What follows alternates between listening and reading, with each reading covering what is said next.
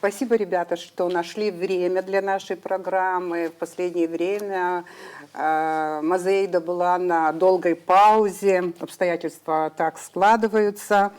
Сегодня в основном будем говорить вокруг выбора профессии, но не только. Пока вы визуально и эмоционально будете осваивать нашу студию, я попробую ввести вас в тематику нашего общения сегодня. Молодежь часто становится объектом социологических исследований.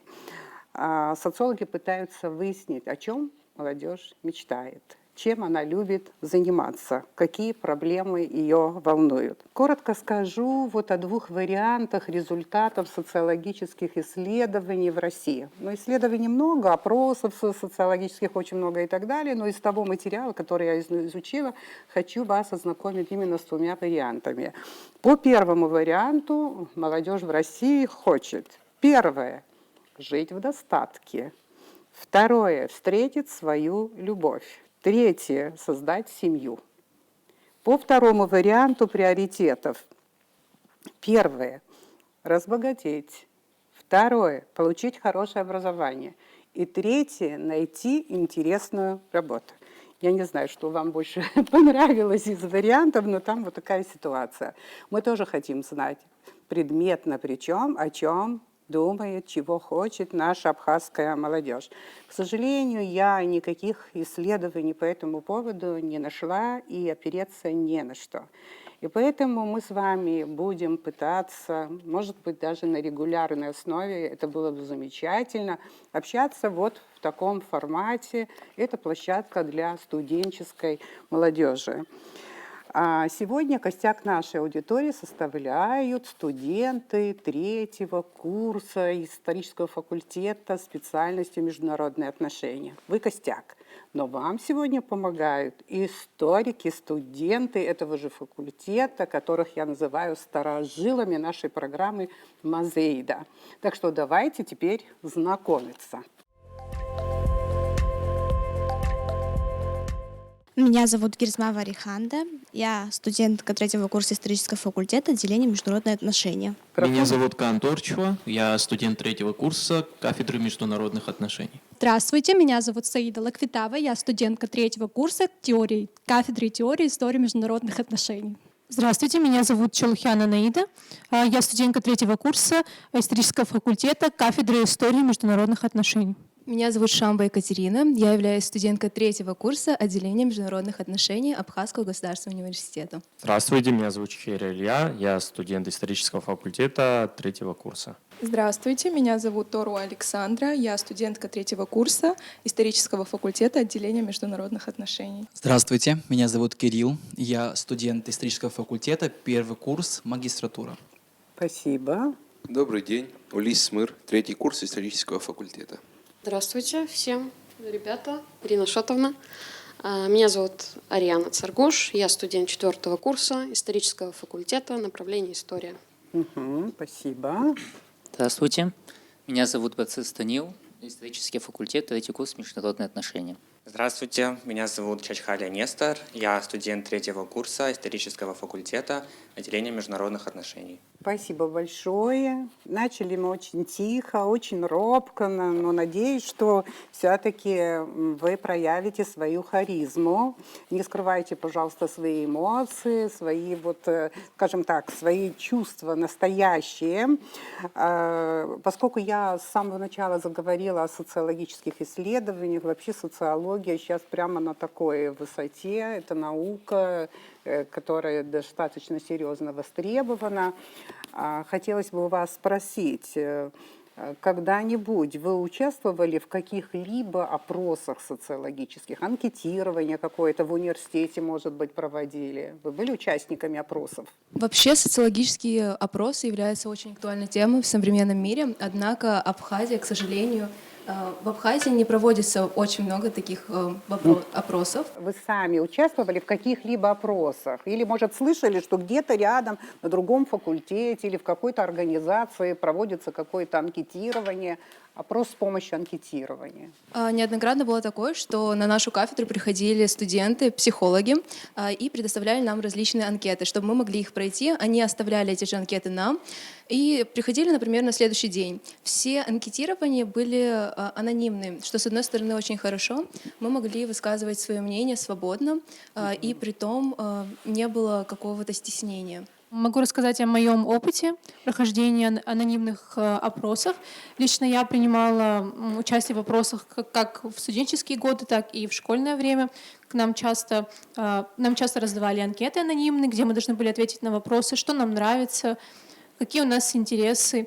Мне кажется, это очень интересная практика, и было бы здорово, если бы побольше было таких опросов среди подростков, среди молодых людей и, в принципе, разных категорий возрастов, чтобы узнать общественное мнение. Вообще, чтобы предметно знать любую тему, любой вопрос, это очень важно проводить как раз-таки. Почему я сказала, предметно знать, чего хочет наша молодежь. Там, мало ли, мы можем сказать, что им нравится то-то, то-то, то-то. Вот они все там тиктоковцы, они такие сяки, они не вылезают из социальных сетей и так далее. Может быть, на самом деле вы совсем другие. Поэтому, конечно, социсследования, это должно быть на строго научной основе. Их не так легко проводить, это должны делать профессионалы. Еще кто-нибудь участвовал в всяких социологических опросах? Тут особо дополнять нечего.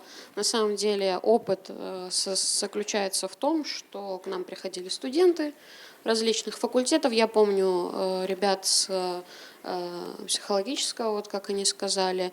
Были еще, насколько я помню, филологи. Но один из серьезных опросов это был наш преподаватель психологии Сергей Пустовалов. Он проводил какое-то исследование, раздал нам всем тесты. Но это, скорее всего, более психологическое какое-то исследование, но, тем не менее, опыт был интересный. Социологических исследований, таких больших, честно вам скажу, никогда не участвовала, просто по всей видимости, потому что среди молодежи они проводятся либо редко, либо не проводятся вовсе. Хорошо, спасибо большое. Вот следующий вопрос, он тоже пока еще не сложный.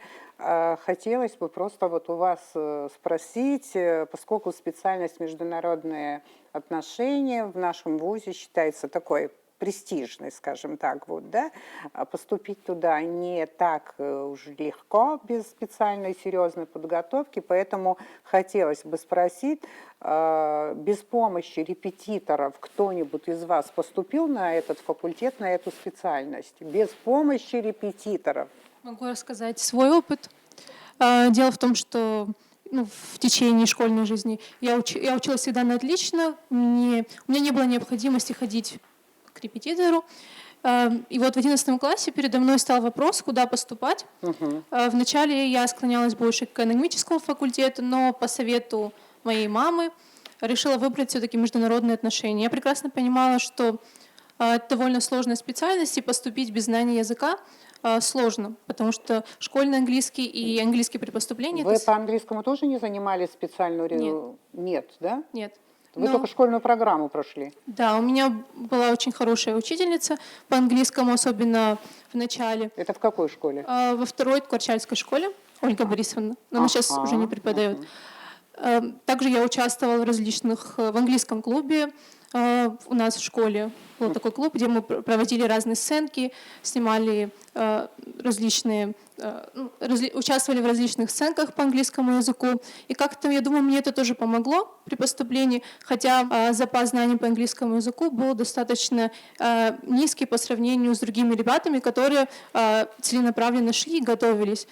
Но сейчас уже на третьем курсе я смогла догнать программу и освоиться. И могу сказать, что вполне возможно поступить на международный... И проблемы сдам, не сдам, смогу, не смогу не было за эти годы? Только на первом курсе, когда у меня даже возник такой момент, что настолько было сложно учить английский, что даже готова была забрать документы. Но это было в первом семестре. Но, слава богу, я этого не сделала, осталась и смогла... Опять мама посоветовала остаться? Нет, это я уже сама решила, что нужно идти до конца, раз я поступила, должна... Так что вполне возможно поступить, если много заниматься и много стараться, то можно... Спасибо большое. Вы практически разрушили мой стереотип о том, что На международные отношения без подготовки у репетиторов невозможно поступить. Оказывается, есть люди, которые без этого тоже. А вы все прошли через репетитора? Пожалуйста. Ну, я тоже хотел бы рассказать про свой опыт. Школу я закончил в 2021 году, но это был период вакцинации, поэтому поступить за границу у меня не получилось, и год, получается, пустовал. Английский у меня со школьных времен был не очень, но вот этот год я использовал для того, чтобы как-то попрактиковать его. По поводу... Вы занимались? Нет, я без репетиторов. Без репетиторов? Да, а как? Ну, сейчас, в принципе, это возможно, и не так уж... В интернете всего да. навалом, да? Да. И сами смогли вот эту Да. программу Именно для поступления даже освоить? при подготовке к вступительным экзаменам, уже в процессе экзамена я бы не сказал, что было бы прям очень сложно. Мне, в принципе, хватило тех знаний, которые я сам как-то... А потом на первом курсе тоже не было проблем? Особо нет. Просто как-то копилось, и все. Дело в том, что я и Илья, я думаю, что имеем право тоже высказываться по этому поводу. Мы коллеги. Я вас не зря пригласила, это подвох вообще. Да. Дело в том, что я тоже поступала на международные отношения. Это было в 2020 году. Вот. Но мне очень сложно давался английский. Точнее, он мне был неинтересен. Наверное, будет правильнее сказать так. Касательно репетиторства, я ходила к репетитору. Но было несложно поступать. Я помню, что вполне себе возможно. Никаких запредельных усилий. О том, почему ты оттуда потом наверное, осуществила чуть позже. транзитно-исторически, скажем, Это попозже. позже, да. Это потом вот скажем. Почему вы выбрали именно эту специальность международные отношения? Вы были тогда еще, вот 3 года назад, уверены в том, что вы будете в будущем работать на дипломатическом поприще? Хочу сказать, что вообще эту профессию я долго выбирала, потому что в 9 классе я была уверена в том, что я поступлю именно на факультет иностранных языков. И я уже даже готовилась, потому что моя учительница в школе увидела во мне потенциал и каждый раз старалась дополнительно со мной заниматься. Но потом уже в конце 10 класса она мне посоветовала именно поступить на международные отношения, потому что она сказала, что помимо иностранных языков у меня также хорошо получаются и другие предметы. И уже в 11 классе я начала ходить на занятия, но я занималась только по английскому языку. И поступая именно в международные отношения, я не была уверена, что именно, чем именно я буду заниматься именно на этом факультете, потому что я знала, что это связано именно с иностранными языками, с историей, но в дальнейшем, куда меня приведет эта профессия, мне было неизвестно, но при этом я решила все-таки поступить. Больше всего я надеялась на то, что я приму участие в Олимпиаде. Если бы у меня была такая цель, если я смогу поступить по Олимпиаде, то я продолжу. Но если у меня не получится, то я уже, наверное, вернусь к иностранному языку, именно к этой профессии. Но мне повезло, и уже 3 года я учусь на этом отделении. Я могу сказать, что я не жалею об этом, наоборот, я очень даже довольна. Ну, я могу сказать, что в возрасте 16 лет очень сложно было определиться с будущей профессией, определиться с тем, чему ты будешь посвящать всю свою жизнь. И очень много вопросов передо мной вставало. Смогу ли я поступить, смогу ли я это осилить, сдам ли я экзамены. Мне также повезло пройти Олимпиаду, но... Олимпиаду по языку английскому? Олимпиаду, которая называется «Путь к вершинам», если я не ошибаюсь, да. проводят в ОГУ каждый год, ежегодно. Вот. И многие из нас, кстати, в этот год поступили по Олимпиаде, 11 студентов сейчас поступили по Олимпиаде. Вот, это на ваш курс? Да, конкретно на наш в смысле, курс. на международные отношения? Да, и мы побили все рекорды в тот год, когда очень много людей поступило. Мой случай это была настоящая случайность, потому что я определилась с профессией вот где-то в середине 11 класса. Но это, естественно, был большой стресс и напряжение, потому что понимала всю ответственность того, что если я сейчас сделаю этот выбор, то потом придется Ну, что разгребать. привлекало? Мне это интересно, потому что складывается такое впечатление, что если у тебя есть способности к языкам, тогда надо идти на международные отношения. Я вот этого не понимаю, потому что немножко, по-моему, превратно мы понимаем, что такое международные отношения. Языки языками, языки очень нужны, но там не только языки нужны, там еще больше кое-что нужно. Да. Ну да, это правда. Я не могу сказать, что меня что-то конкретно привлекало в этом отделении, но я всю жизнь занималась английским, и мне постоянно говорили, вот поступай, поступай. И Потому что это престижная профессия, вроде бы, даже не престижная так, просто вот ты специальность. знаешь язык, иди туда. Ну, я, в принципе, не знаю, вот очень много советов послушала и решила, что, ну, попробую. Не была уверена, что у меня получится, или это на самом деле мое, но просто так получилось, и я рада, что так получилось, что я тут оказалась, хотя я, в принципе, не интересовалась политикой или же историей международных отношений, но со временем, когда ты уже начинаешь в этом крутиться, общаешься с людьми, у тебя складывается определенный круг общения, становится интересно, и ты к этому привыкаешь. Да, вот кому-то на самом деле вот что-то было известно о дипломатии, да, об истории международных отношений. Вы знали какого-то знаменитого дипломата. Я выбирала профессию долго тоже, на самом деле. Ну, где-то уже с 9 класса подумала, что мне нужны международные отношения. Но почему? Где-то к 9 классу такой момент произошел в моей жизни, что я начала интересоваться политикой, в целом в нашей стране в первую очередь, да и в мире, большой политикой, общественными какими-то науками, той же социологией, обществознанием. У меня было очень много пособий, которые, в принципе, в этом возрасте обычно не читают мои ровесники, но так уж вышло, мне это было интересно. И, конечно, я искала себе на будущее какое-нибудь направление, где я смогу реализовать свои вот эти интересы.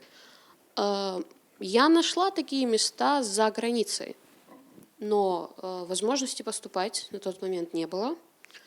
И самым подходящим вариантом, приближенным к изучению каких-то политических наук или общественных, социальных, и в целом все, что связано с дипломатией, меня тоже привлекало. Я решила, ну вот, если есть международные отношения в АГУ, то почему бы и нет?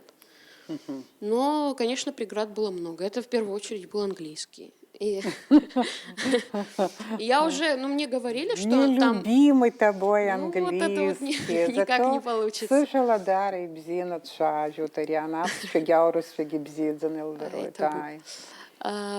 Ну, вот английский для меня был проблемой, но я пошла к репетитору, ну, вроде бы подготовилась. И на самом деле я могу сказать, что я могла бы продолжить там обучаться. Хочу защитить себя от того, чтобы никто не сказал, что я не смогла, я не захотела. Ты не захотела. Я пришла и увидела, что мне хорошо. неинтересно. В отличие от нее, у меня это решение было спонтанным, и не было такого, что я знал заранее, куда я буду поступать. Решил я поступать на международные отношения только в 11 классе, если я не ошибаюсь, это был ноябрь месяц. И, честно сказать, я даже не знал о том, что в АГУ есть такое направление, как международные отношения. И, будучи в школе, оказавшись в 11 классе, я понял, что вот пора решать, куда мне поступать, что делать в жизни. И тогда мне мои друзья посоветовали данный факультет, эту кафедру. Я начал читать о том, что это за профессия, что она может дать мне в жизни.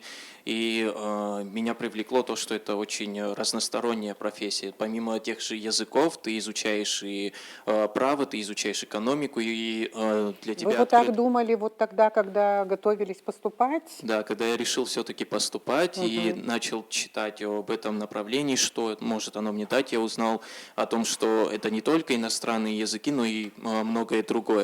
И, наверное, сыграло то, что в детстве мне все родственники почему-то пророчили какую-то политическую, дипломатическую карьеру, говорили, иди туда, стань этим.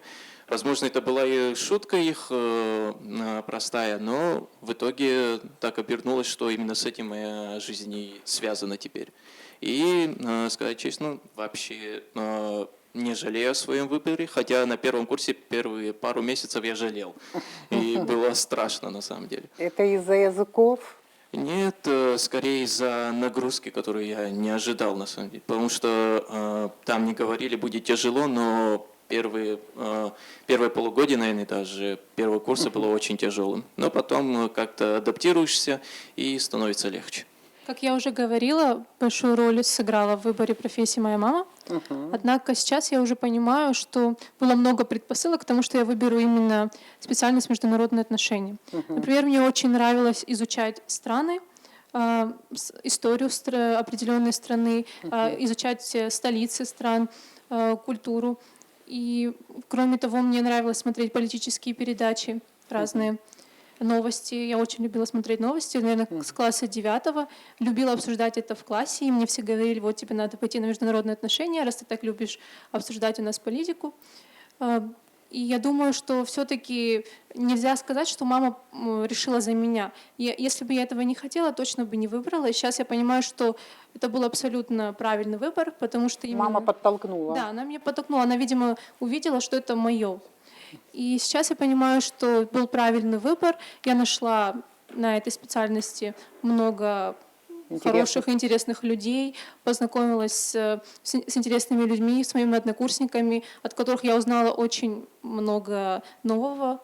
И они дали мне такой толчок больше развиваться, заниматься, так как у нас все здесь люди со своими определенными способностями, знаниями, которые любят делиться своими знаниями. И как-то тоже помогло мне, способствовало тому, что я стала развиваться. Замечательно. Про ваш курс мне уши прожужжали, что лучший курс, лучший курс. Вот сегодня я первый раз с вами знакомлюсь. Пожалуйста. Ну, я тоже немного про свой опыт расскажу. Еще, можно сказать, с детских лет очень любили у нас политику в доме, и просто это были завсегдатые темы обсуждения. То есть даже когда папа садился смотреть какие-то новости, я тоже сидела всегда рядом, и после просмотра каждой передачи были такие вопросы: а как ты думаешь, как он поступит в дальнейшем? Какая судьба ждет того или иного человека? И после этого я тоже стала задумываться над этими же вопросами. Постепенно начала сама изучать разные аспекты, смотреть так называемые тед-токи, просто даже в Ютубе, то есть речи знаменитых людей на разных языках. И мне показалось это настолько интересным, что я бы сама хотела оказаться на их месте.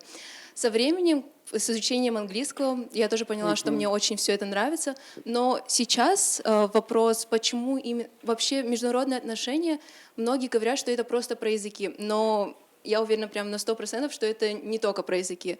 Здесь замешана огромная палитра всего, то, что окружает нас. Это экономика, право, политика, даже просто культура общения. Это все, что присуще хорошему дипломату и просто хорошему человеку. То есть... Сначала история, потом все остальное. Да, но я думаю, что это все вместе. Это такой баланс, такой микс всего, того, что пригодится нам просто в жизни. Хорошо, вот вы уже на 3-м курсе, да, в общем-то, преодолели порог середины обучения, так называется, да, сейчас уже начинаете думать, вот скоро мы заканчиваем, чем же мы будем заниматься, куда же мы больше пойдем, в науку, в политику, в дипломатию и так далее, хотя возможности не очень большие, что касается дипломатии, я имею в виду. Вообще, задумываясь о своей дальнейшей профессии, я уже давно решила, что хочу продолжать в области международных отношений. У нас есть такая возможность на 4-м курсе получить 2-ю специальность. Это такое как дополнительное образование референта-переводчика, что, я думаю, в настоящем, просто в современном мире очень тоже актуально, и это просто интересно. Я тоже собираюсь пойти, получить эту специальность, и в дальнейшем, думаю, стать тоже переводчиком. Уже, возможно, и в МИДе работать в этой профессии, в качестве переводчика, либо же заняться, может, и научной деятельностью, так как меня очень привлекает эта сфера. Ну, на самом деле, вот даже перед поступлением я не думала поступать на международные отношения. Меня привлекали иностранные языки, также истории. Я вообще слышала про эту кафедру и слышала очень много положительных отзывов, а также слышала то, что будет сложно тут обучаться. Но могу сказать, что при поступлении я, честно, не совсем понимала, что такое международные отношения. Но сейчас, конечно, я понимаю, что международные отношения — это не только иностранные языки, не только история, но также и, вот как было упомянуто уже, это экономика, право и другие также аспекты. Но, наверное, даже сейчас, будучи на 3-м курсе, я не совсем понимаю, куда именно мне хочется пойти. Ну, есть много возможностей, и просто надо подумать. Спасибо за честность, очень честно сказано. Пожалуйста. Определиться с выбором профессии мне было довольно трудно, потому что в 9 классе сделать это решение нелегко. Но моя родная сестра закончила отделение международных отношений у нас в университете, и я видел, как у нее проходит студенческая жизнь, как она готовится к занятиям. То есть и меня это мотивировало. Также наши студенты выезжают за границу, также получают там образование. Вот. И, конечно же, это дало такой толчок к выбору международных отношений. Также мне очень нравился английский язык, и сейчас нравится. И гуманитарные предметы в школе меня особо интересовали. Это история, литература, обществознание. И все это мы сейчас проходим у нас на факультете довольно-таки углубленно. Действительно, это вызывает интерес. Спасибо большое, пожалуйста. Честно говоря, вот весь наш курс, точнее, почти весь наш курс, не уверены, точнее уверены в том, что они не будут работать по этой специальности. А что касается меня, я уже... Уверены или не уверены? Уверены в том, что не будут работать по этой Не специальности. будут? Да. Ага. Почти половина всего курса, да. А что касается меня, то я уже давно решил, что буду продолжать учебу. Возможно, не по этой специальности. У нас есть много возможностей, вот как Нестор упоминал, есть программы заграничные, тот же самый Чивник, может, кто-то слышал. Можно, в принципе, попытаться по этой программе тоже поступить. Спасибо большое. Вот Илья и Арина, они тоже поступали на международные отношения, поэтому я их сегодня пригласила сюда. Но так получилось, что произошел некий транзит на другую специальность, и на том же факультете вы остались, но теперь занимаетесь по направлению история. Что с вами случилось? Арина уже почти высказалась на эту тему, а как вот, Илья, как ты оттуда ушел из международных отношений? Видишь, вот какая идиллия рисуется на этой специальности, а ты покинул ее. Почему? Да, вот очень интересно то, что ребята, когда говорили о своем выборе своей профессии, как они пришли к тому, куда поступить, я же все оттягивал, активно занимаясь общественной какой-то деятельностью в городе, в общем, по стране. Слишком быстро время пролетело, и я сдал экзамены в школе, лето тоже быстро пролетело, и нужно было решать, куда поступать. Вообще, у меня и по сей день мечта заниматься философией, поступить, закончить МГУ, факультет философии, но обстоятельства вынудили меня остаться в Абхазии. Как бы я посчитал то, что я не могу в данный момент уехать, не закончив начатые дела. И из-за этого мне пришлось выбирать факультет. А я так скажу прямо, одни из самых активных студентов АГУ – это международники. Многие из них уже давно позаканчивали. Это мои товарищи, которые все вот одним голосом говорили, то, что ты должен идти на международные отношения. Это очень сильный факультет, очень перспективный факультет. Вот про философию я бы никогда не подумала. Вот видишь, ты открылся совершенно с другой стороны. Вот. И вот как бы исходя из этого я выбрал этот факультет. Я очень благодарен вообще всем преподавателям и руководству этого отделения за их отношение ко мне, потому что я не лучший студент, и с моим нулевым знанием английского языка, с теми сложностями, с которыми сталкивались, мне давали возможность готовиться. Я буквально месяца 3, я даже в Пицунду домой не ездил, находился в Схуме, готовился, учился, но потом я понял, что я не могу вот я остался в Абхазии, чтобы доделать свои дела, и тратил все время на учебу. Это важно, как бы по-другому быть не должно было, но я не мог находиться на этом факультете. И мне подсказали то, что у меня есть возможность до сессии перевестись на исторический факультет. Это тот же факультет, но с отделением международных отношений на отделение история, да. И я перешел, и считаю, я не пожалел. Я нашел себя. Я не на отлично учусь на историческом факультете, но я уже имею опыт 2 научных работ, это громко сказано, но около научных работ, и меня это прям заинтересовало. Я очень сильно благодарен Мзи Багратовне Квицине. Это был мой первый научный руководитель, с которым мне было очень сложно, но дал мне возможность понять, насколько важна именно наука. Так история или философия? Что у тебя вот. все-таки? И да? поэтому я, скорее всего, буду продолжать свою деятельность в рамках истории. Я хочу продолжить по направлению археологии и заниматься вот этой дисциплиной. Про Канта и Гегеля мы забываем. Да. Ну, не совсем, мне кажется, это очень связано все. И я вижу, как бы, когда размышляю об этом, то, что если мы хотим пойти в будущее вперед, мы должны осознать прошлое. А сегодня очень мало вещей осознанных. Вот выбирая курсовую, свою первую работу, я выбрал «Внешняя политика Абхазии в годы Отечественной войны». Это такой широкий пласт, как мы достигли такого добровольческого движения Международные Северного Кавказа. отношения его не отпускают, он внешней политикой занимается. Да, и вот эти все вещи вынудили меня, как бы, и убедили, что я должен находиться на историческом факультете и стараться вот как-то в этом направлении действовать. Я тоже дошла до сессии, зимней первой сессии, она еще была в декабре, это был ковидный период, и все было хорошо, я все сдала, кроме, угадайте, какого предмета? Английский. Ну, я подошла к декану нашего факультета и попросила перевести меня. И не просто так, не просто потому, что мне было плохо и больше некуда было деваться, а потому что нам преподавал на первом курсе историю всеобщую, и мне очень понравилось. История тебе понравилась, да? И большая проблема в том, что мы, заканчивая школу, думаем, что история – это такой же школьный предмет, как в школе, но нет. История – это не школьный предмет. История – это наука, которая открывает двери ко всем, абсолютно ко всем гуманитарным вот этим профессиям и дисциплинам. Профессиям даже. Ко всем. Историк, куча историков-дипломатов.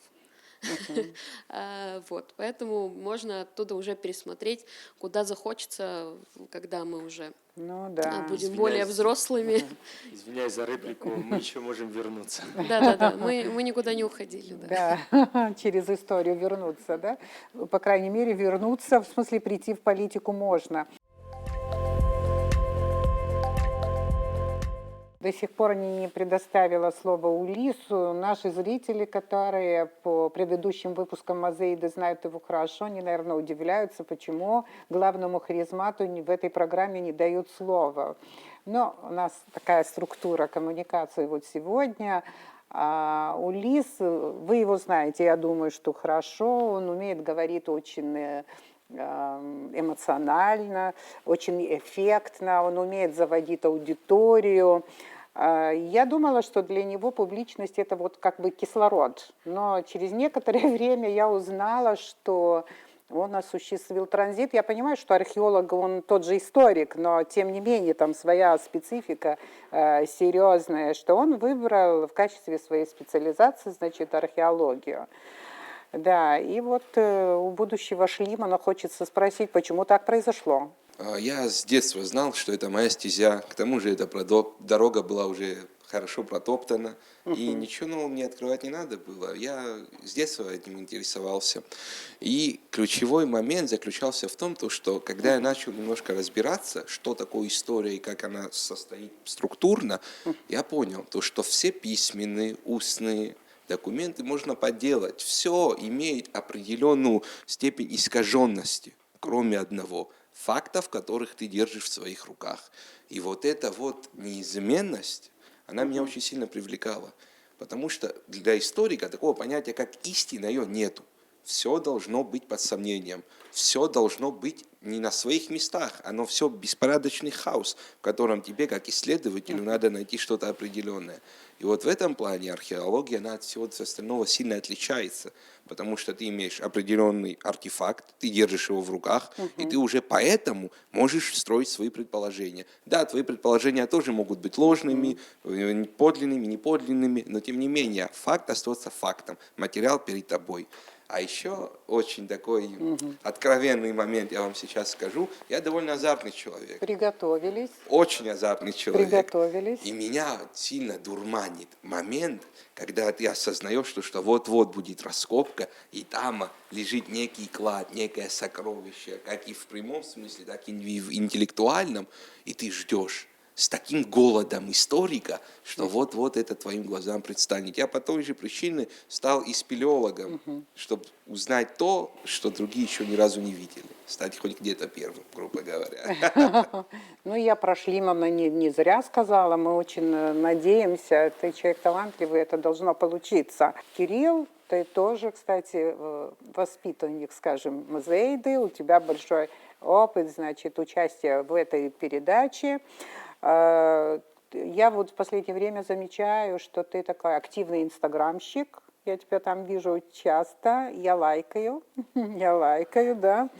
И я была удивлена, когда совсем недавно я узнала, что наш Кирилл параллельно работает в сельской школе. Пожалуйста, как это случилось, и о своих учениках тоже несколько слов. Начну я, пожалуй, с того, как случилось то, что я пошел работать в сельскую школу. На самом деле надо было себя чем-то занять. Я тот человек, который не верит в пословицу, знаете, за 2 зайцами погонишься, ни одного не поймаешь. Я гонюсь за многими зайцами и всех ловлю. Работаю я не только в школе. Судя по моему инстаграму, я думаю, вы уже поняли, что я занимаюсь туризмом активно, причем не только в летний период сезона, да. В школу я пришел работать еще будучи студентом 3-го курса, так как, в принципе, успеваемость у меня была в университете хорошая. Декан исторического факультета Кобелек Николаевич позволил мне взять свободное посещение и пойти работать в школу. Там взял около 2 дня, по-моему, я взял еще на 3-м курсе. Ты сейчас. в Моковской школе Да, Моковская преподаешь? 2-я школа. Да, 2-я. Пошел работать, школа сама по себе небольшая, на самом деле. Часто задавали вопрос, будешь ли ты успевать с университетом. Успел. Могу похвастаться, кстати говоря, красный диплом. Успел и в школе, успел и в университете. Молодец. Вот. Что касается преподавательской деятельности, наверное, это моя какая-то отдушина. Вот. Мне это на самом деле очень нравится. Но раз у нас сегодня идет как раз-таки разговор о профессии, я не могу сказать, что это моя профессия. Да? Мне это нравится, я это люблю. Я с большим вдохновением, энтузиазмом иду каждый день преподавать детям и нести и воспитывать в них какую-то любовь к истории, любовь к родине, к патриотизму. Все-таки преподаю историю Абхазии В каких в основном. классах преподаешь? Преподаю с 5 по 11 класс. Да, кроме 8 класса, всех И как остальных в 5 преподаю. классе, как воспринимают и в 11, наверное, по-разному. Знаете, Молодого учителя. как раз-таки со старшими классами полегче сейчас, потому что, наверное, у нас как бы одно поколение, можно так еще сказать, поколение даже 7 лет, если не ошибаюсь, да, и мы еще как-то находим общий язык, и с ними полегче на самом деле, и учат, и приходят всегда на уроки готовыми, несмотря, да, на то, что мне многие говорили, возможно, старшеклассники не будут воспринимать молодого учителя. Нет, воспринимают. А вот с младшим поколением, да, 5-6 класс, это, конечно, стоит приходить морально подготовленным на их уроки. Что, дерзкие? Очень дерзкие дети сейчас стали. В сельской школе? Да, на самом деле. И знаете, с одной стороны, казалось бы, это хорошо. Они дерзкие. Они тоже уже живут в телефоне? Они, естественно, уже живут в телефонах. Более того, они очень начитанные, что очень интересно. И порой они могут задать такие вопросы, на которые, даже мы, те, кто закончил уже, да, значит, высшее образование, уже затрудняемся ответить. Вот так вот. учеба в ВУЗе, она должна быть в удовольствии. Вообще человек должен получать удовольствие от того, что он делает. Правда же, работает, учится. Но учеба тоже. Вот почему-то вот учеба воспринимается как преодоление каких-то испытаний, трудностей и так далее. На самом деле, мне кажется, что этот процесс должен иметь вот какую-то гедонистическую сторону. Гедонизм, я не знаю, вы с этим понятием сталкивались или нет. В принципе, это уже и по обществознанию можно знать. Это удовольствие, да, вот получать удовольствие, приятные эмоции от того, что ты вот делаешь и так далее. Вот, но мы понимаем, что вузовская атмосфера, она бывает жесткой тоже. Жесткой. Есть такое понятие академического стресса.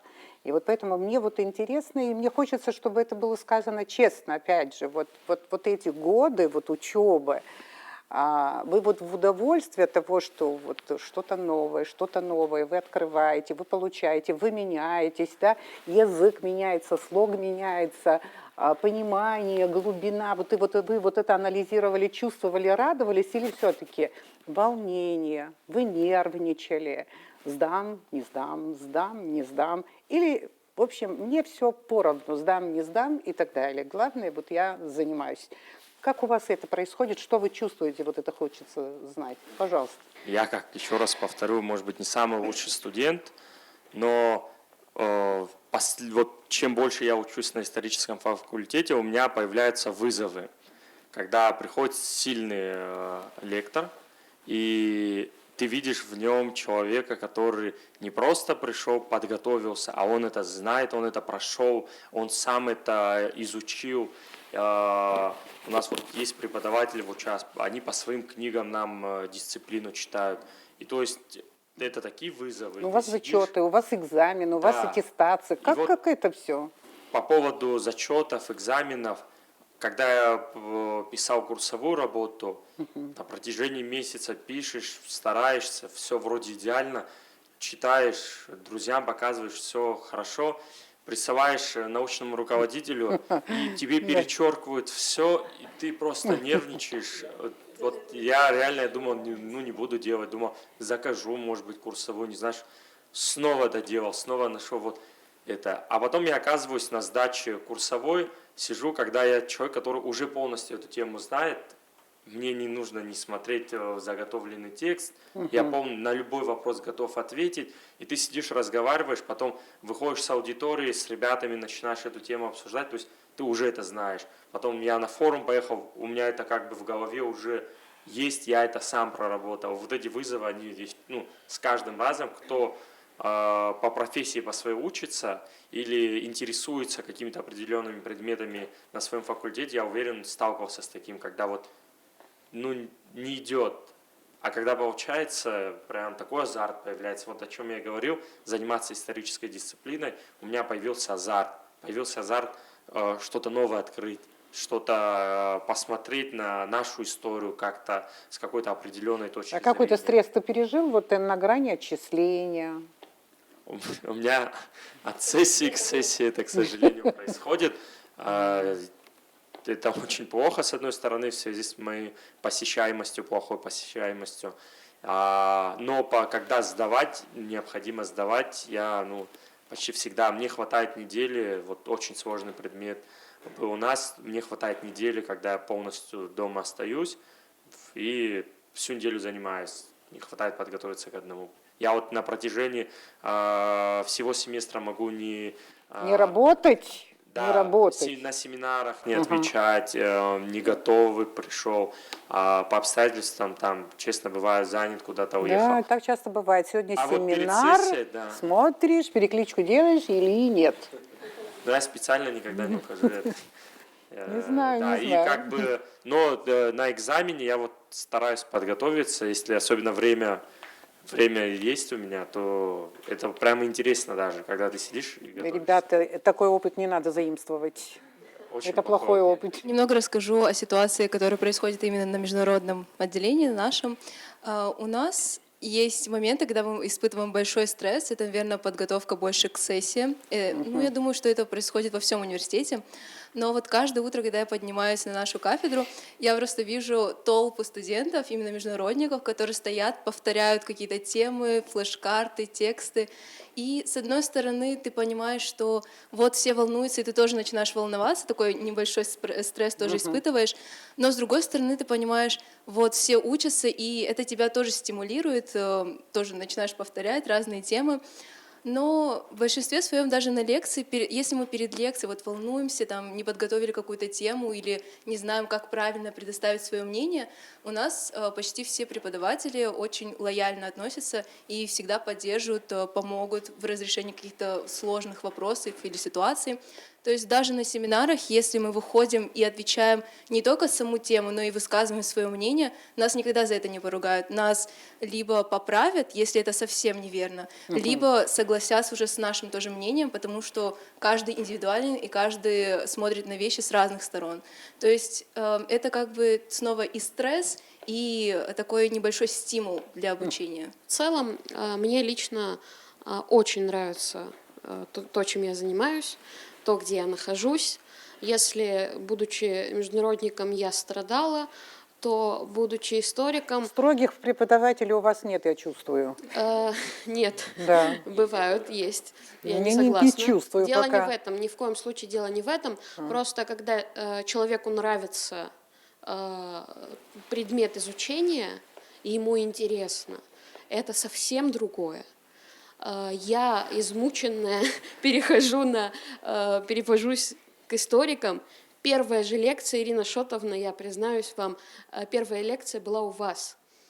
Я вообще об этом не знала, что вы преподаете в университете на тот момент. Помните, я говорила, что в 9 классе я интересовалась политикой, и вы были моим кумиром. Я вам серьезно говорю. Это вообще для меня Я вижу открытие. вас, и я сижу в шоке, я не могу, я с жадностью глотаю вот эти вот интереснейшие мысли, эти лекции. Ты думаешь, куда бы я ни пошла, она везде появляется. Да. В моей жизни, да. И я считала это прекрасным, и считаю. Спасибо. Потом проходит еще одна лекция, и уже приходит отец Дорофей, и все. Я сказала, это место, о котором я мечтала, и зря я сюда не попала раньше. И сейчас я до сих пор так считаю, потому что в совокупности я очень часто смотрю на процесс обучения вот издалека, и я вижу, что это прекрасно, и я вижу, что мне хорошо, это период молодости, о которой я уже скучаю, и я боюсь представить, что будет через 20-30 лет.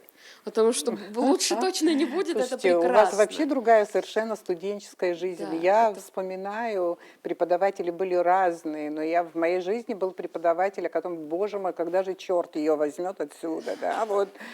Неужели я завтра обратно с ней в аудитории увижусь и так далее? Были у меня в жизни такие преподаватели, абсолютно нелюбимые мною, ужасно. И перед экзаменом я думала, хоть бы мне приснился нормальный сон, да, и по сну пыталась определить, что мне предстоит, что будет со мной и так далее. То есть, мы учились немножко в другое время, вот, может, поэтому. Выскажусь с точки зрения человека, который уже окончил университет. На самом деле... Ты и магистратуру завершил уже? Вот, скоро все да. будет. Заканчиваешь еще. Да, окончил бакалавриат, магистратура еще впереди. По крайней мере, огромное количество экзаменов уже за моей спиной. На самом деле, как меня предупреждали, что только на первом курсе будет сложно, первые 2 сессии, а потом тебе уже станет легче. На самом деле у меня от курса к курсу напряжение и страх перед экзаменами, наоборот, возрастал. Более того, могу сказать, что был такой экзамен, не буду называть преподавателей, какой это был экзамен, на который я шел с великим страхом. Правда, я практически на всех экзаменах всегда краснею. Честно признаюсь, была одна преподавательница, которой я вообще 2 раза на экзамен не пришел, чтобы сделать пересдачу. Ибо на пересдаче мы пишем, да, письменно. Мне не хотелось просто отвечать. Вот и все. Вот у этого преподавателя. Я 2 раза сдавал письменно, чтобы получить положительную оценку. Для меня это было важно. Вот. Поэтому страх перед экзаменами всегда был. Всегда. Спасибо за честность, честно сказано. Стресс перед экзаменами, перед зачетами. Я, наверное, тот самый человек, который в день экзамена пытается всех подбодрить и расслабить, потому что я перенаправляю все свои мысли от плохих, перенастраиваю их к хорошим, потому что, ну, не знаю, если даже задуматься, какой бы исход ни был, даже если мы завалим этот экзамен, ну, бывает, с кем не бывает. Исправим в следующий раз, и я пытаюсь такой позитивный настрой На самом деле вы поддерживать. заваливали? Нет, пока нет. Да. Да. Но как практика показывает, если на хорошее настроиться, хорошее произойдет. Вот такая вот. Хорошие мысли материализуются, да? Да. Вот такая философия. Хорошо, Улис, ты хотел добавить? Хочу сказать то, что университет – это, конечно, в первую очередь знания, научная некая деятельность, образование, но очень важный аспект – это социальный. В первую очередь он учит вас взаимодействовать с сокурсниками, с людьми своего возраста, со старшим поколением. Он учит быть коммуникабельным. И это тоже очень важный аспект. И вот, как говорил Илья, когда приходит какой-то гигант философской мысли, учитель, который, правда, вот ты на его фоне как некая букашка, которая своими знаниями даже еще его познания не может обдумать. И для тебя это, правда, вызов. Я хочу от него признания. Я хочу, чтобы он сказал, да, ты можешь. И это прекрасно. Соперничество между студентами, однокурсниками, друзьями. Почему он 5 получил, я нет? Я хочу лучше, я хочу больше. И все это мотивирует. Конечно, в первую очередь должно быть приятно от всего этого процесса. Я лично безумно благодарен, что я попал именно в ВАГУ, потому что до этого были планы поехать куда-то за границу, что я, честно говоря, сам отказался, и слава богу, для меня это была бы пытка. Я счастлив, что я нашел таких прекрасных товарищей, таких прекрасных наставников, учителей. А самый важный момент, то что это не просто опыт, это те годы, которые я буду со своими внуками и детьми сидеть и говорить, вот я в университете там джазу давал. Кстати, на днях у кого же была свадьба? Ну, конечно, самый главный аспект. Университет подарил мне супругу. Спасибо ему за это точно. Давайте мы его поздравим. Да, я прошу. Да. Ты веди себя скромно, ты абхаз.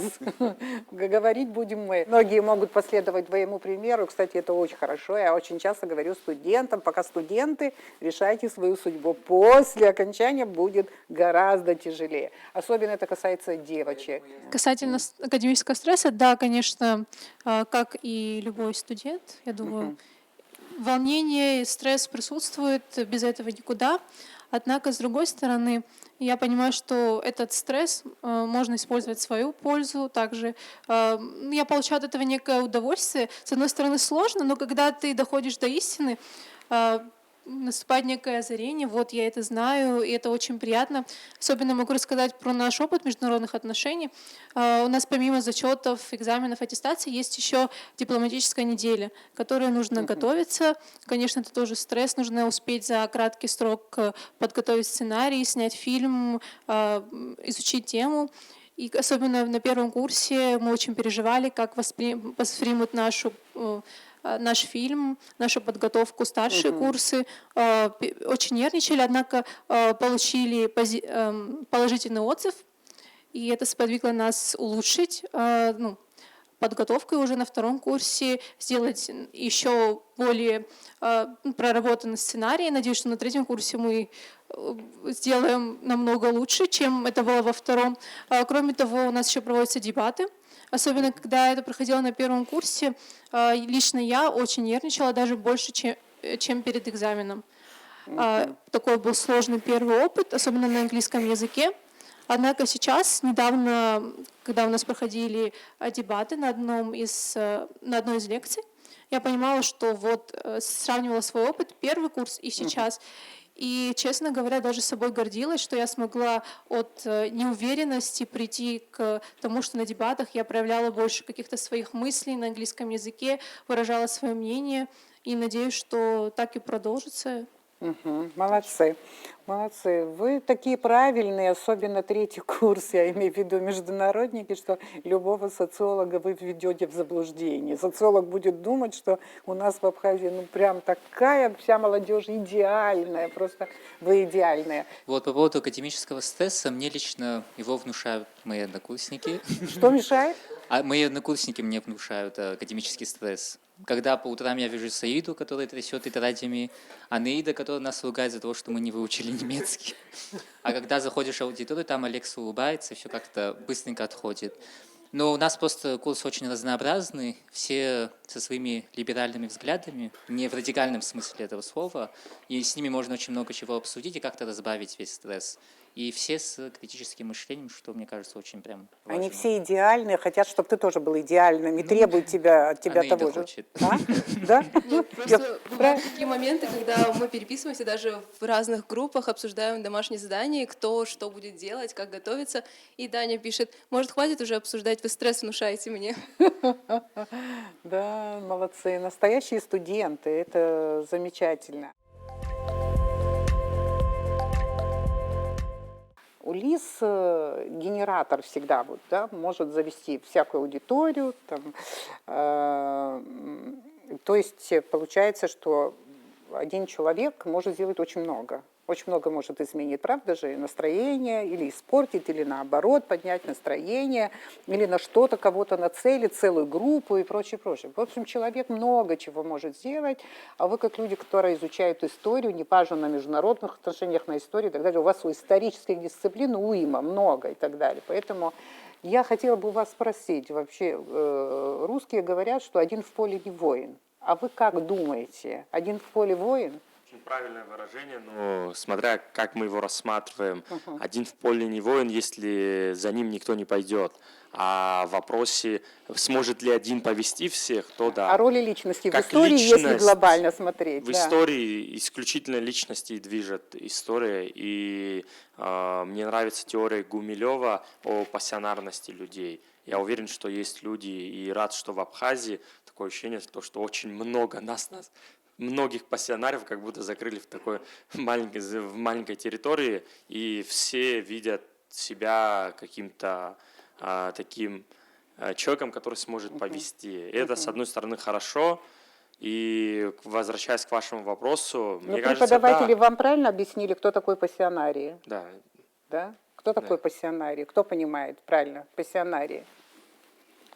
Под пассионарностью что имел в виду Гумилев? В бытовых, не его словами, своими словами скажу. Да. Это человек, который помимо каких-то человеческих потребностей, там, покушать, семья, дом, может заниматься и другими. У него излишек энергии на общественное.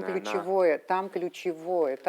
Вы имеете в виду Если за бы мы не этничность? были бы пассионарными, наши мужчины, наши ребята во время нашей войны, и если бы мы рассчитывали на те возможности, которые у нас были и так далее, мы, наверное, никогда войну не выиграли. Почему мы выиграли, а грузины проиграли, скажем, имея вот такие возможности и так далее? Тут есть проблема пассионарности, когда жертвенность, да, степень жертвенности, выше, чем инстинкт самосохранения. Позвольте. Вы поняли? Жертвенность, когда она выше, чем инстинкт самосохранения. Вот это и есть пассионарность. Хочу вот немножко касаемо пассионария добавить. Дадим Очень многие говорят, много разных теорий по этому поводу приводят, кто такой пассионарий. И многие думают, что это тот человек, который влияет на мир в глобальном смысле. Возьмем того же Наполеона, Гитлера, правителей. Многие думают, что именно эти люди пассионарные. Определенно, в этом кругу есть пассионарии. Но в моем понимании не обязательно быть каким-то мировым деятелем, не обязательно быть самым ярким среди неба, чтобы быть пассионарием. Достаточно, правда, просто иметь настолько сильную отдачу чему-либо, что ты готов на это положить не только свою жизнь, не только вот в момент своей жизни, но и все свое время, и свою смерть, и свое будущее и прошлое. Жизнь, даже жизнь. Ну, вот все, что есть у тебя, ты готов отдать во имя определенной цели. Неважно какой. Кого-то родина, кого-то семья, кого-то наука, работа. Миллион всего может быть, сам факт, если ты готов. Поэтому я считаю, личность, вклад личности и один в поле воин Это правильное мнение, и каждый из нас, присутствующих здесь, те, кто будет смотреть, должны понимать то, что очень много чего зависит именно от тебя. Если ты встанешь, если ты начнешь делать, начиная со своего двора, заканчивая, в общем, страной, если мы встанем, начнем каждый на своем примере чего-то, что-то показывать, что-то делать правильно, что считаем правильным, то наверняка пойдут люди, наверняка люди встанут. Сегодня многие, я сталкиваюсь из моих товарищей, из моего окружения, считают, что мы ничего не сможем, мы ничего не изменим, и выбирают путь по течению. Но мы должны все равно как-то вот эти течения задавать, направление этому течению задавать, как-то доказывать то, что мы можем. И тогда поверят люди. Есть многие люди, вот говоря о пассионарности, которые физически не может заниматься чем-то общественным, государственным, потому что у него задача накормить семью, содержать детей, отправить на учебу. И у этого человека зачастую появляются сложности, он ищет, у него одна задача – заработать средства, чтобы обеспечить свою семью. Однако, если у тебя есть возможность, условно говорю за себя, когда меня обеспечивает семья, заниматься чем-то общественным, я готов в это все вкладывать. И я надеюсь, что в общем люди, вот говоря о вашем вопросе, будут также мыслить, если у тебя есть возможность, за спиной есть у тебя семья, которая тебя финансово обеспечивает, у тебя есть покушать, у тебя есть транспорт, у тебя есть крыша над головой, действуй. Самое главное в любом Ты меня направлении. очень вольно трактуешь. Нет, я конкретно говорю о разных направлениях, где бы человек ни находился, в какой бы сфере. Да, в маленьких коллективах бывает какая-то пассивность, даже в бизнесе в каком-то. Все равно нужно стараться делать что-то продвигать. То есть роль Вот личности, роль она, лидера и так далее. Это, я думаю, ключевая роль. Очень люблю я эту тему «Один в поле воин». Она мне очень близка, потому что я размышлял об этом довольно много. Я даже вроде бы как-то говорил, что мне довольно сильно симпатизирует такой персонаж в русской литературе, как Базаров. Почему? Потому что это человек, который одной своей идеей пошел против всего того, что в нем заложено природой. И вот это противостояние личности и индивидуа, неважно против чего, хоть да против самой естества человека, это уже дурманит. И я верю, несмотря на то, что история много раз доказывала, что одному человеку, одной личности практически невозможно противостоять глобальным силам, но я верю, что все-таки это возможно. И я уверен, что на протяжении ты нашей считаешь, жизни что один в поле воин? Одну ремарку скажу, еще никто не пытался противостоять вот этому глобальному. Пока что еще не было такой личности, которая рискнула это сделать. В истории я могу привести некоторые примеры, когда философия одного человека шла вразрез, допустим, западной культуры, каким-то... Много примеров. Много примеров. Да. Да, может быть, это не в таком самородном начале, когда человек против всего выступает, но тем не менее, старайтесь, верьте в свои силы, потому что в первую очередь личность творит историю. За одной личностью рядом станут другие личности, и уже эти личности поведут этот локомотив. О чем вы мечтаете, чего вы хотите для себя, вы как-то моделируете, планируете вот свою жизнь, свое будущее. То есть вы говорите, вот сегодня я должен вот это закончить, да? А завтра я буду делать следующий шаг. И вы знаете наперед еще, какие шаги вы сделаете, да? Вы относитесь прагматично к своим действиям, к своим шагам и так далее. Или же вот интересно было бы знать, есть ли среди вас вообще романтики, не прагматики абсолютно, не рациональные люди, просто романтики. Ну, давайте поговорим о том, о чем вы мечтаете, и там будет видно. Вообще вопрос философский, как и многие сегодня прозвучавшие. Ну, абсолютно мы можем в философию не ударяться, да. Потому что вот когда я вам приводила результаты социологических исследований, вот люди среди своих приоритетов говорят, я хочу жить в достатке, я хочу разбогатеть. а другой говорит, я хочу найти свою любовь, создать свою семью и так далее. А другой говорит, я хочу сделать карьеру, выучиться, получить хорошее образование и найти хорошую, интересную работу, которая высоко оплачивается и так далее. Разные, да, но приоритеты в основном вот такие сегодня у молодежи. Пожалуйста. Ну, конечно, есть определенные мечты, цели, но всегда есть но. Вот чем ближе ты к периоду, когда ты заканчиваешь там университет, допустим, и ближе к тому моменту, когда ты должен определиться вообще, кем ты станешь, тем сложнее. В чем сложности заключаются? Я расскажу на своем примере.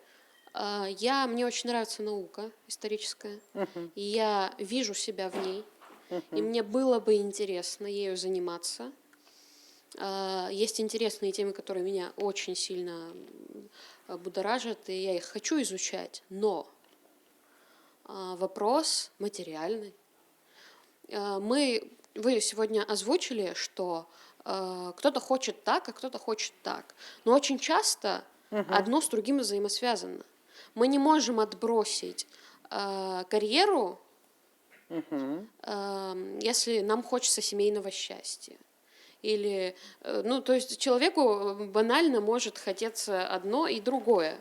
Что тебе Но нужно? совместить Скажи это нам, невозможно. пожалуйста. Давай за всех не будем, за себя скажи, За себя. потом посмотрим. Есть амбиции в науке, но для того, чтобы заниматься наукой, нужно еще очень много времени учиться. То есть 4 года бакалавриата – это ни о чем. Это магистратура у нас в Абхазии, желательно еще где-нибудь за границей получить разный опыт, увидеть то, как преподают здесь, как преподают там, какие методы исследования есть. И на все это нужно время, и за все это время, получается, тебя должны обеспечивать. Твои родители, в моем случае, да? Мои родители могут это сделать, но я уже этого не хочу. То есть человеку нужно еще... в общем, очень много таких моментов возникает. А при этом у студента нет стипендии, при всем при этом даже. Совмещать с работой у тебя, если ты начнешь совмещать, у тебя что-то будет В любом случае, да, хуже ты вообще получаться. ты подняла То есть это очень, много- очень серьезную Да. проблему на самом деле, потому что очень многие ребята, которые могли бы успешно заниматься наукой, они этого не делают, потому что они уходят как бы в зарабатывание. Зарабатывают не колоссальные деньги, а вот на жизнь вроде бы, да, но они вынуждены не заниматься той работой, которой могли бы успешно, очень иметь достижения. Далее и так еще далее. хотела бы добавить, пугают иногда перспективы. Если мы говорим о научной деятельности, одна сторона вопроса, да, исследовательская часть, это очень интересно, это некий азарт, как Улис нам говорил, и действительно, когда ты, не только я не археолог, я не копаюсь в таких местах, но я тоже испытываю трепет, когда я роюсь в каких-то источниках письменных, это тоже своего рода азарт. Но другая, опять же, всплывает материальная Хорошо. сторона вопроса. На своем личном примере скажу, что для меня сейчас на первом месте учеба.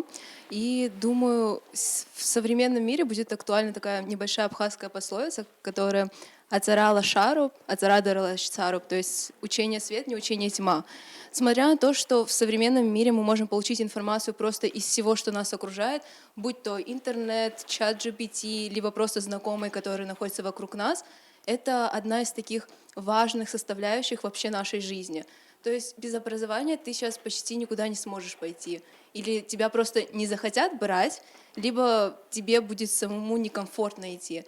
То есть первое место именно Ну вот сейчас. для вас лично сейчас важно именно- получить образование, да? Именно развиваться со стороны, получать знания в различных сферах и уже в последующем выбирать, что мне будет больше интересно, что больше будет меня привлекать. О работе думаете? Да, задумываюсь иногда. Задумываетесь, Я где уже- вы будете работать и когда вы это сделаете, да? Да, возможно, но думаю, что с течением времени я все равно буду рассматривать разные профессии, но пока меня привлекает именно переводческая деятельность, как я уже вот упоминала ранее. Вы надеетесь на то, что это не только интересно, это еще и способ зарабатывания, или же это просто интересно? Я думаю, что здесь можно совместить уже два аспекта. Во-первых, это мой личный интерес, но нужно понимать, что переводческая деятельность, она очень сложная. То есть здесь ты должен разбираться не только в своей профессии, а знать уже все вокруг, что у тебя происходит. И даже вот язык, на который ты будешь переводить. Здесь уже идет и знакомство просто с разными людьми, которые могут направить тебя же уже в различные направления, просто показать тебе, куда нужно идти. И, конечно же, зарабатывание денег тоже очень важный аспект. Хорошо, а вот в Абхазии почти каждый день свадьбы, в Инстаграме столько фотографий, девушки в красивых свадебных платьях, счастливые и так далее. Это вот ничего, вот никаких мыслей не вызывает, вот, или это как бы пока еще не ваша страница? Думаю, пока не моя. Я хочу завершить свое обучение и продолжить его тоже, получить, так скажем, дополнительное образование, возможно, и по своей специальности, может, даже и расширю. То есть я думаю, что замужество, так скажем, это составляющая, конечно, счастливой жизни, но и без образования мы никуда не сможем пойти. То есть можно объединить уже два вот этих аспекта и как бы и быть счастливым там, в браке в дальнейшем, но и зарабатывать. То есть, например, я бы не хотела сидеть просто Вы дома. прямо вот так вот все просчитываете, сейчас мне надо хорошо выучиться, получить знания, еще развиваться, какие-то другие квалификации приобрести, вот и прочее, прочее. Ну а вдруг случится любовь, и что? Ну, возможно, уже посмотрим по ситуации, но пока такие планы. Я сейчас буду говорить очень честно. На самом Честно? деле, да, я Давайте. очень восхищаюсь такими людьми, которые в точности, вот вдоль, поперек знают, чем они будут заниматься в будущем, расписали вот каждый день своей будущей жизни.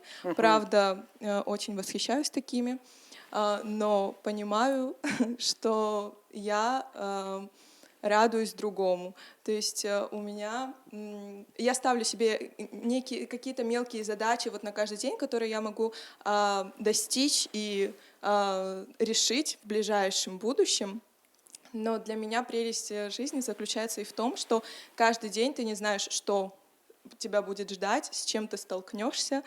Вот, и я Ну, ты думаю, романтик или Я прагматик? думаю, да, если вот отвечать на вопрос, романтик я или прагматик, то, по-моему, ответ очевиден. Молодец. Молодец. Да, хорошо. Вот не даем все время высказаться, пожалуйста. Она говорит обычно очень честно. Ну, мало. Давай. Ну, на самом деле, может, это звучит банально, но мечтать о спокойствии, о мире. Вот также просто одной из главных целей это, скорее всего, понять, кто ты есть, найти себя. Вот. Но на данный момент, наверное, основной целью является вот продолжить учебу, закончить, и потом продолжить. Продолжить что? Учебу.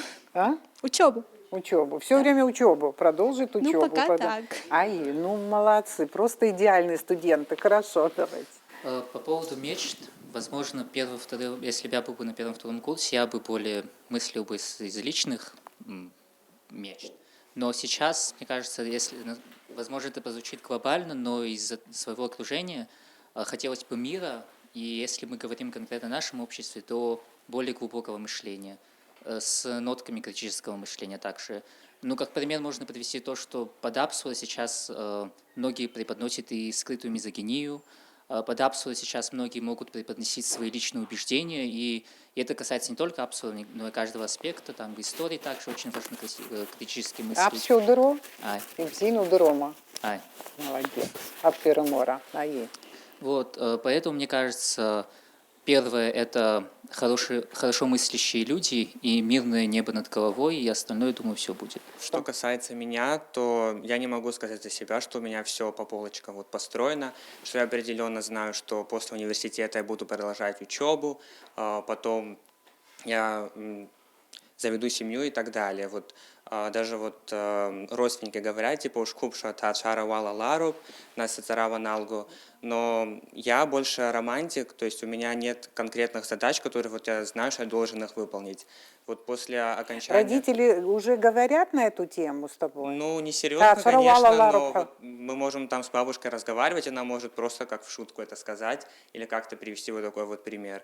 Но я не считаю, что все должно идти по такому шаблону, потому что вот я, например, когда закончу университет, то есть международные отношения, я не планирую прям продолжать именно по этой специальности. Я хочу пробовать себя в чем-то новом.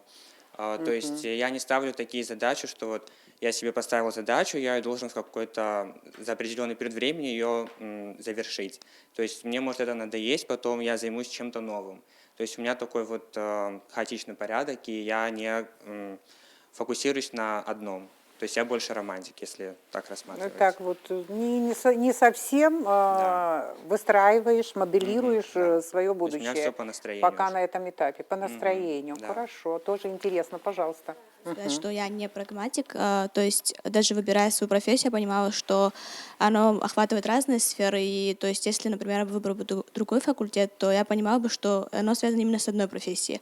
А вот отделение, которое я выбрала, я могу выбрать разные сферы, могу стать педагогом, либо дипломатом, связать свою жизнь с политикой и так далее. И именно за это я выбрала данную профессию, но при этом, несмотря на это, точных каких-то прогнозов, кем я могу стать именно после окончания данного факультета, вообще университета, я не знаю, но при этом я осознаю, что я несу какую-то ответственность, какую-то обязанность, потому что само отделение, то есть это престижно, и понимаю, что будущее зависит от нас, и то есть при этом я понимаю, что учеба также играет важную роль, но при этом нужно осознавать, что есть какие-то более важные вещи.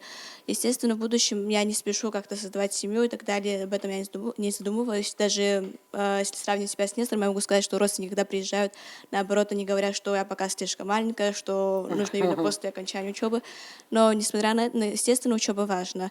И в первую очередь, наверное, я больше всего, наверное, свяжу свою жизнь именно с учебой для того, чтобы развивать свою карьеру и так далее. Но при этом семья тоже, я считаю, тоже является одним из важных вещей. То есть все должно быть сбалансировано в жизни. Касательно меня, я тот человек, который любит ставить себе цели, идти к ним, но в последнее время стала замечать за собой, что цели у меня меняются, и скорее лучше плыть по течению, наверное. Это даже хорошо, с одной стороны. Это не значит, что нужно ничего не делать, сложить руки, но в то же время понимать, что не все от нас зависит. И цели могут меняться с течением времени, обстоятельства, особенно в наше время. Так что, думаю, я больше становлюсь сейчас романтиком, как бы ни странно это прозвучало. Интересно, да. Почему? Совсем не странно. Вот сейчас, когда ребята говорили, я думал, говорить или нет, слишком личные вещи, но говоря о мечте, вы говорили мечта, которой ты живешь, не что-то я там хочу машину завтра купить, а глобальной мечте. Я мечтаю завести крепкую семью, вернуться в деревню, купить себе хорошую лошадь и написать одну книгу в своей жизни. Но чтобы я это сделал, к этому подошел, вот я поставил определенные задачи перед собой, чтобы, знаете, чтобы в книге был смысл, ты должен что-то пройти. У меня на руке браслет, очень важный для меня браслет, и на нем внутри выгравировано «Пстазарас икоп садгил».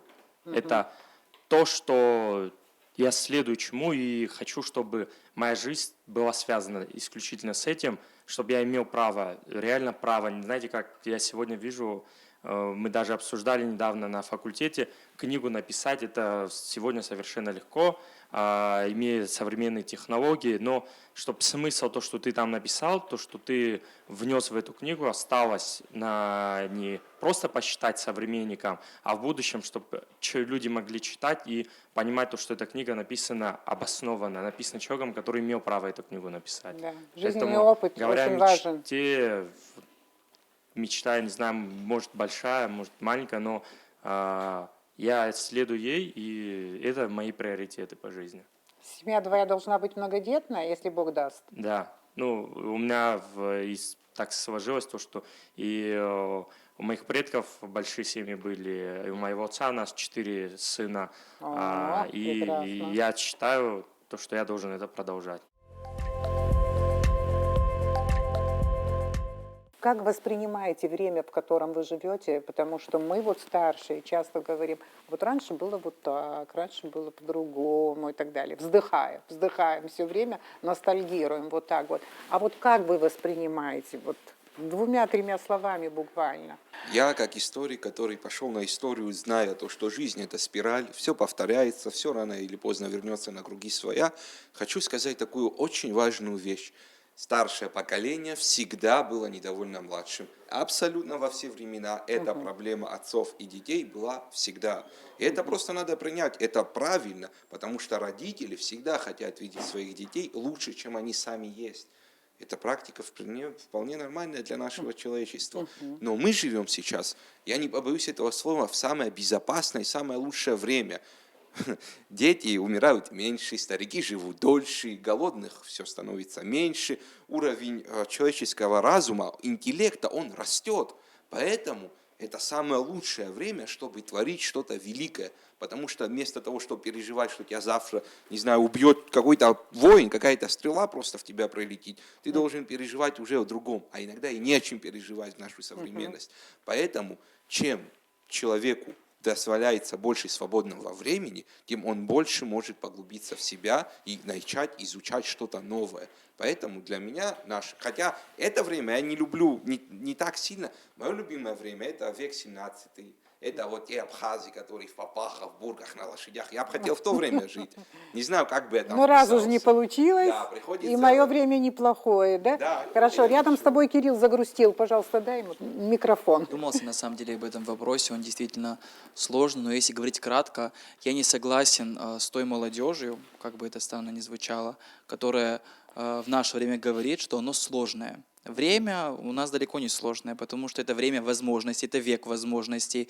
У нас столько различных площадок, столько различных проектов, которые реализуются на самом деле по всему миру. У нас есть возможности реализовать свой потенциал абсолютно везде и открываться, наверное, во всех гранях, показать, насколько ты многогранный. Ну, как бы это сейчас не звучало грубо, те, кто говорит, что время сложное, я именно говорю о молодежи, а не старшем поколении.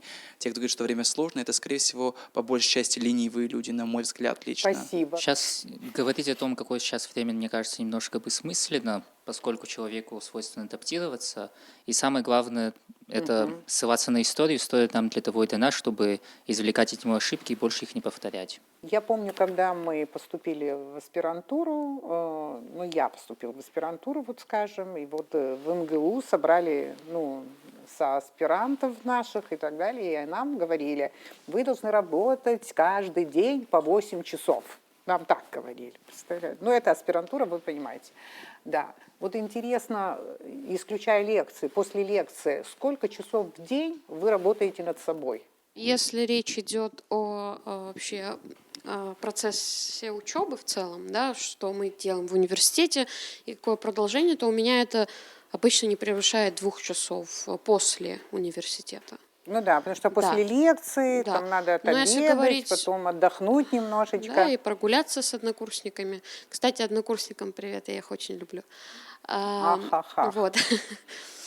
Что касается всего остального времени, то все сбалансировано. Я думаю, так у каждого кто-то и что-то смотрит, какой-нибудь фильм посмотрит. Но что касается саморазвития, то этому время, я думаю, что все уделяют. Ну, приблизительно, да, вот это всех касается. В По сколько целом часов вы часа работаете? Я понимаю, 2. лекцию тоже вид Я думаю, работа, это- понятно, да? Вы домой приходите в какое время? Где-то к 3-4 часам где-то, да? Если не позже. Домой попадаете когда?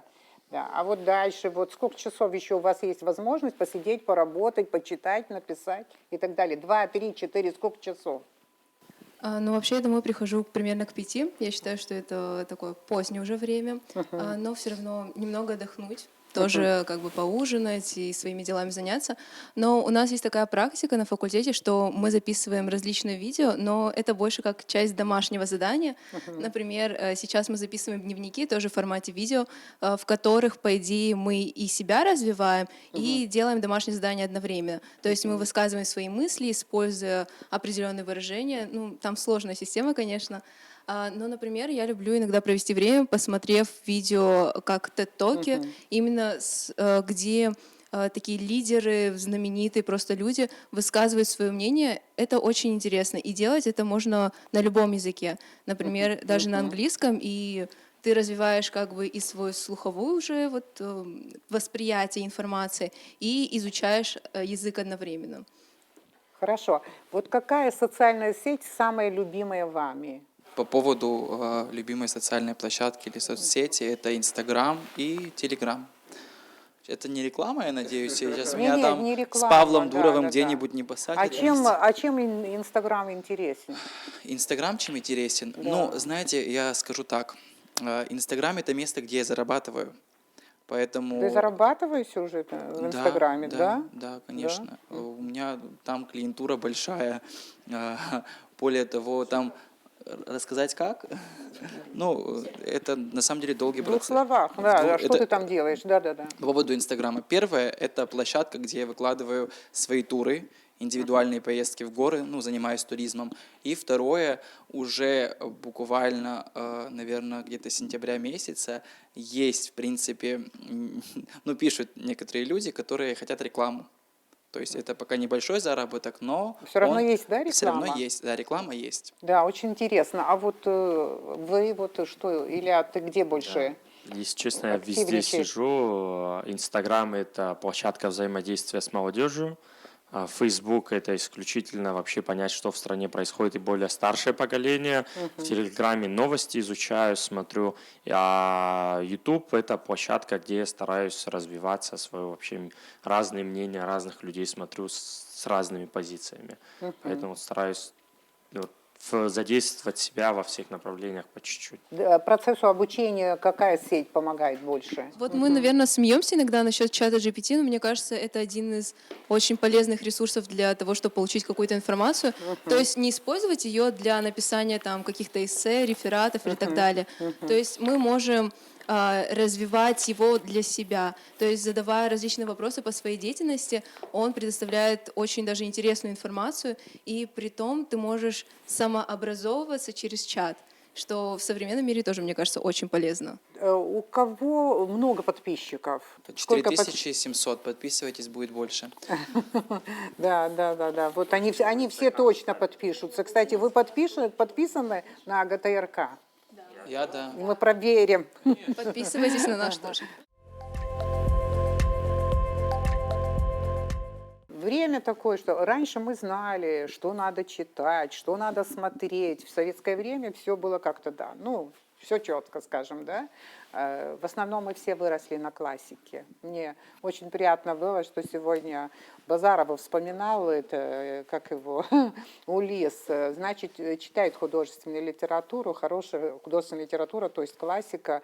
Это фундамент, без которого вообще дальше, наверное, мне кажется, что все остальное какое-то легкомыслие, если вот этого ты не получил тогда, когда должен был получить. Поэтому, если классику читаете, это замечательно. Но сейчас такое время, когда не знаешь, что еще почитать, помимо вот русской классической литературы, да, мировой классической литературы, которая в 20 веке уже вот мы знали, что именно читать. Хотя вряд ли мы все успели почитать. Множество книг, которые, к сожалению, человек не успевает все это прочитать, но мне всегда интересно, что сейчас смотрят и что сейчас читают. Вот недавно я советовалась с одной молодой девушкой, я говорю, посоветуй мне что-нибудь. Мало у меня очень времени, чтобы почитать на самом деле, потому что копаюсь то в телеграм-каналах, там, надо быть в курсе всего и так далее, и ты не успеваешь какие-то нормальные вещи посмотреть, почитать. И мне сказали вот что, молодая девушка говорит, что я недавно прочитала «Цветы для Элджертона». Это вот типа научно-фантастическое, да, что такое, Дэниела Киза. И дальше «Безмолвный пациент» посоветовали мне Алекса Михаэлидиса. Вы слышали про эти книги? Это на самом деле популярно среди молодежи? Но могу сказать, что мы вот как раз на прошлой неделе проходили книгу Дэниела Киза «Цветы для Алгернона». Но мы А проходим... как проходили, в У смысле? нас есть предмет «Домашнее чтение». На английском языке мы проходим Вы на литературу. английском читали, Да, да? мы проходим литературу, Ага. так, просто какие-то рассказы, большие книги очень знаменитых авторов, и как раз было недавно. Да, мне интересно, надо же, вот мне Очень интересный посоветовали рассказ, эту который, литературу, да. А вот что вы мне посоветовали бы почитать и посмотреть, мне и моему поколению? Ну, я думаю, что вы уже Или читали. молодому поколению, неважно. Вот что бы вы предложили молодым, кто нас слушает, чтобы они посмотрели, почитали? Да, Или можно я? посмотрели фильм, Ариан, пожалуйста. Ну, я просто очень люблю одну книгу и одного автора, и все его книги потрясающие, латиноамериканские. Габриэль Гарсия Маркес «100 лет одиночества». Это книга, которая на меня произвела огромное впечатление. Я думаю, что вообще все его книги удивительные, но именно «100 лет Ну, это не из новых одиночества». книг, конечно, это, Ну, я думаю, Габриэль что, Гарсия я не знаю, Маркес молодежь все это уже читает или нет, но в мое работал в время... конце 20 века, поэтому не Ну так да, уж и давно это было. Могу посоветовать очень интересную книгу, о которой я узнала недавно и недавно ее прочитала. «Мост короля Людовика Святого», автор Уайлдер. Больше, наверное, классика, так она написана в начале 20 века. Философско-религиозный роман, который читается очень легко и сильное впечатление на меня тоже произвел. Еще одна книга «Мария Корелли. Скорбь сатаны», тоже религиозно-философская книга. Довольно интересно будет как для старшего поколения, так и для подростков, думаю.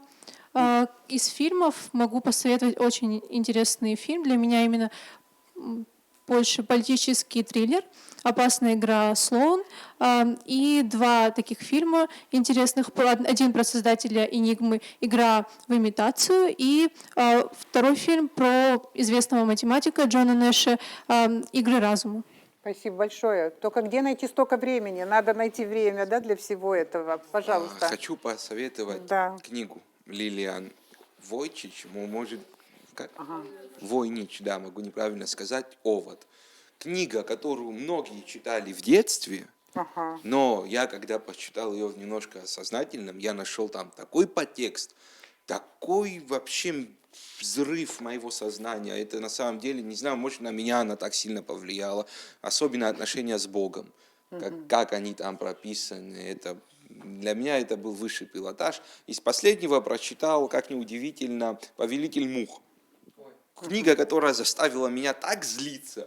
Я вообще не понимаю. Вот это, она странная. Ты ее вроде бы и ненавидишь, и обожаешь одновременно. Да, это должен каждый на себе прочувствовать. Поэтому советую, читайте больше книг. Фильмы прекрасные. Какой бы фильм? Кирилл, посоветуй фильм. Да. Я еще старая, только смотрю. Молодцы, вообще. По поводу книги, наверное, вы уже тоже с ним знакомы. Маркус Исаак «Книжный вор».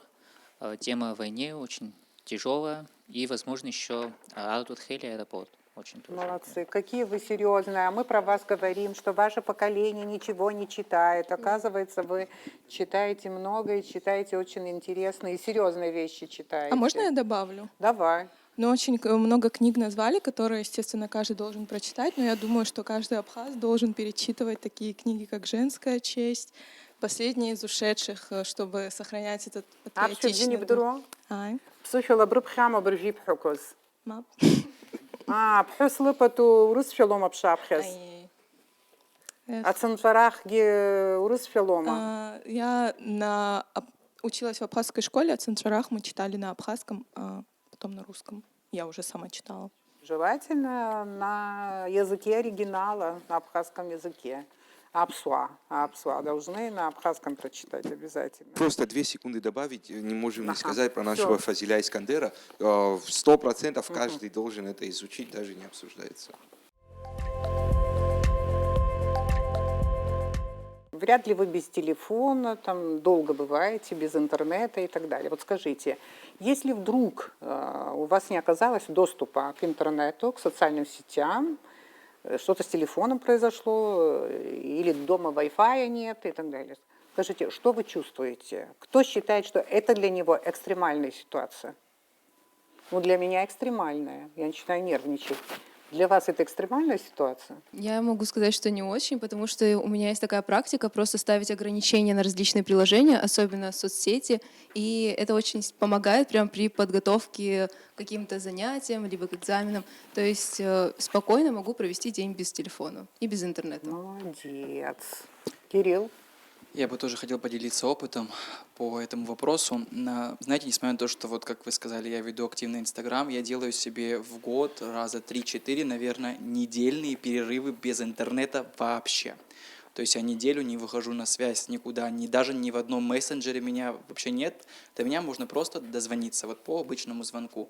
Я, знаете, всегда так говорю своим близким, если какой-то вот серьезный, срочный вопрос, пожалуйста, просто звоните, не пишите и просто ставьте меня в покое. Я думаю, это нужно в основном для тех, кто занимается очень такой активной жизнью, чтобы восполнить энергию, нужно отказаться все-таки от интернета и от этих общих массовых вот средств, как сказать, вот этой массовой коммуникации, наверное, или вот общения. Для меня наоборот, это скорее будет такая патовая ситуация. Если у меня не будет связи, не будет интернета, то я чувствую себя немножко Не в своей тарелке. не в своей тарелке. У меня должна быть связь, я должен быть, так скажем, способен с кем-то связаться, если что. Но и навряд ли я смогу, как Кирилл, провести неделю без интернета, без связи просто. Просто интересный факт, когда мы снимали самый первый выпуск Мозаиды, там я говорил о том, что без интернета я не могу вообще. С тех пор, правда, очень многое изменилось, и сейчас я даже иногда более комфортно себя чувствую, когда не выхожу на связь с людьми, правда. Интересно, У нас то же как. самое Вообще, будет, да? кто кого тут воспитывает? По-моему, вы меня воспитываете, чем я вас больше.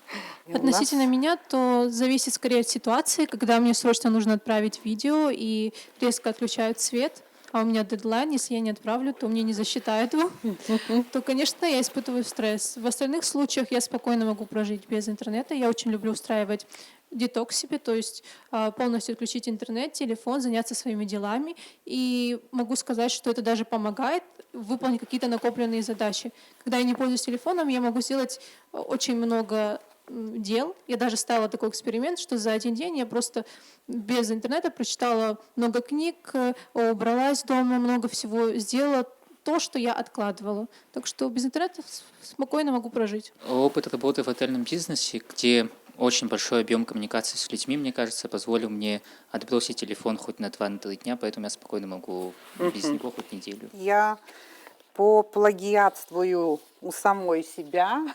У меня есть проект, который называется «Абсуарымя», то есть «Абхазский путь». Ну, это такая большая, длинная беседа. Не каждый может выдержать это, посмотреть. Посмотрит тот, кому это нужно. Да. И в конце каждому участнику этой передачи задается вопрос. Какой вопрос на этом этапе, на нашем абхазском пути является главным с вашей точки зрения? В 2 словах, какую проблему для Абхазии вы считаете наиболее актуальной, жизненно необходимой, самой серьезной, самой нужной? Самый первый, мне кажется, это наш язык. Проблема нашего языка. Абсолютно. Да, проблема.